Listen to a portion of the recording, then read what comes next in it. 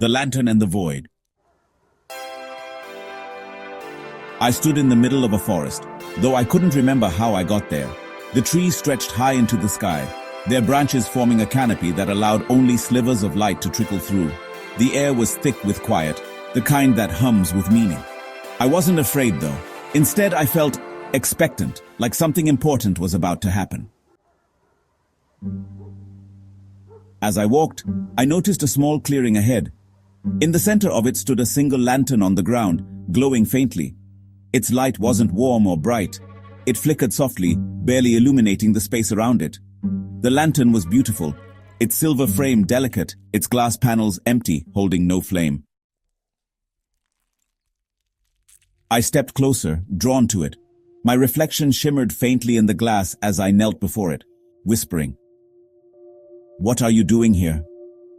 The forest around me seemed to respond not with words, but with a shift in the air, as if the trees themselves were leaning in to listen. I touched the lantern's cool surface, and in the stillness I felt the answer rise from within me. "It holds the void." I pulled my hand back, startled. "The void? But it's empty. How can it hold something that isn't there?" The lantern didn't answer, yet its flickering light grew steadier, and I understood. The void is not absence, it is potential. I sat back on my heels, staring at the faint glow. Then why does it feel so heavy inside me? Why does it feel like it's swallowing everything I am? The light pulsed gently, almost as if it were breathing. Because you haven't chosen what to fill it with. I frowned, confused. How am I supposed to fill it? With what? A soft breeze swept through the clearing, and a single leaf drifted down, landing beside the lantern.